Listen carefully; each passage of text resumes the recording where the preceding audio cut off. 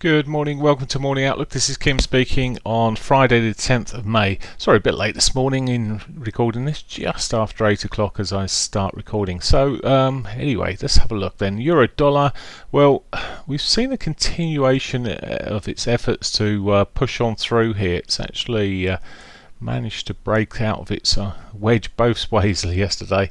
I did say it'd have a bit of action when it did it, and sure enough it did. It flew through there on some Trumpy news, maybe, but we'll see what happens from here. It does look like, well, it could be a continuation to the upside at the moment. I'm really looking to see if it targets towards the last week's high there, the weekly R1 sort of area. It's what I'm looking at the moment. Now, it's not showing it's hit its daily pivot. It has actually hit the daily pivot. This calculation is slightly out.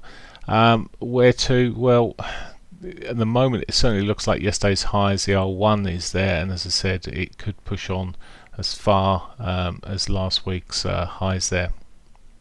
So at the moment, looking bullish. Technically, the pound, it's a bit of an odd case. It's almost the other way around, but we'll see. Yesterday it put a doji in. It does look like it's got maybe a reversal here. Didn't quite get down to its 200. There was certain things during the day that made it look like it was going to continue, but it eventually did. A bit of 60-minute divergence kicked in there in the end there, and it diverged.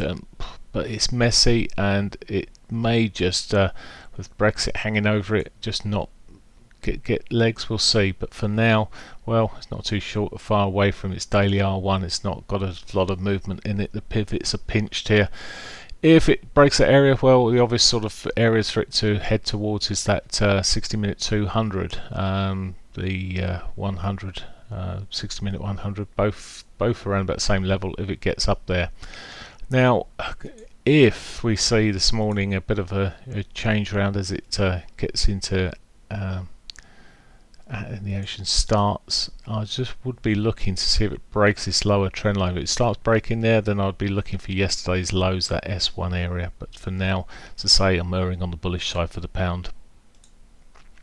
Dollar yen, I don't know what a day makes, eh? Daily yesterday continued its route down there. It was really a case of money moving into safety, it seemed, and then it sort of had a bit of a wobble later on at one stage, but continued its move south for quite a bit of the time.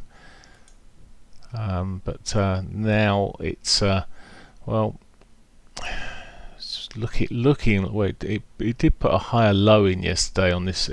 I'm still wondering, well, if things started getting all cheery and well, if you saw any dollar rally here, on this occasion the dollar could actually see some strength coming through and push up here. But we'll see. We've got the Chinese meetings with Trump today, and it's probably I say all Trump's people. It's probably a very, very key day for the markets overall. I haven't got specific times of when they're actually meeting anywhere, but I would imagine it'll be afternoon time, UK afternoon time, US morning. So we'll see. But I'm sure at some point today, we will be getting news from that meeting. So and if not today, tomorrow. So just bear that in mind. Overrun. So dollar yen, as I say, looks at the moment like it could continue this push up to the south, up the upside there.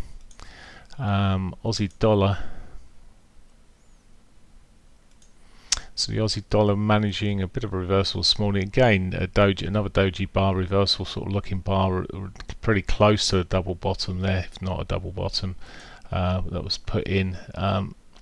Again, a lot of these markets look like they're grinding their way to some sort of change with the US dollar, and again here we are pushing up higher lows, higher highs in this 60-minute time frame. Already had quite a surge through the Asian session with the monetary policy statement, which was already pretty well known, but it's already been discussed, and obviously it flew up on that and pulled back afterwards. Usual thing. It's already it's known. But anyway, as we're pushing up this morning, there's a bit of dollar weakness coming through these markets, and it's showing here. So that's the Aussie dollar, Canadian dollar. Well, still chopping away in its merry little range here. It's really struggling. Yesterday it started pushing out the top of the range, not managed to do too much. If we see the dollar weakness, well, there's a trend line across the lows here. Let's just pop that on. It's badly drawn, that actually, but it's not too. I mean, it wouldn't be too far off there. It's just going to adjust the end of it here. There we go. Perfect. He says, trying to draw live. There we go. So around about there. So a break of that area, that trend line would probably suggest that the Canadian dollar may strengthen a little bit. But I wouldn't pin your hopes too much on the Canadian dollar strengthening. All in all, I'm still a bit of a bull on the US dollar. So, but it does look, for a while at least, we may see a bit more of a correction on some of these markets. Dollar may, well, I don't know, just trying to think of what the consequences of a walk away on the Chinese front with no trade deal sorted out would be for the US dollar. It may actually benefit it, but it certainly benefit the Japanese yen as money runs to safety, and it would not do the US stocks any good whatsoever. So that's that for nothing. As we're sitting here at the moment, Canadian dollar does look like it's probably got some more downside again through the Asian session. It moved there. It had a surge down there. It may push back off and continue in that mode. News-wise today, just to finish up with, then at 9:30 we got the pound news GDP data. It's month on month, so it seems to have less action, but I still wouldn't disregard it altogether. Markets are starting to get used to it coming out on a monthly basis as opposed to the quarterly basis, which we're used to, and it has much more impact. We've got manufacturing production out at the same time, and that may confuse people with the impact of that. So that certainly could be changing things a little bit there. Looking down then, Canadian data, unemployment, this is non-farms effectively for the Canadian employment report coming out 1:30. So a key one there, and that may again muddy the waters because you've got the US inflation. Now the US inflation is starting to pick up in importance. There's concerns that inflation is dropping too quickly, and if we see any significant drop again, we could see a softer dollar on that. So as there would be expectation of the need to cut rates. And now there is a rate cut priced in this year, but the very fact that anything that pushes it to show there's a need for that to happen could see a weaker dollar. So there are some certain signs through these markets. In summary, basically it looks at the moment that there's dollar weakness this morning at the moment. Watch out though, the bigger picture may still be a stronger dollar, particularly if good deals done. Right, that's it for me. Have a great day. Bye for now.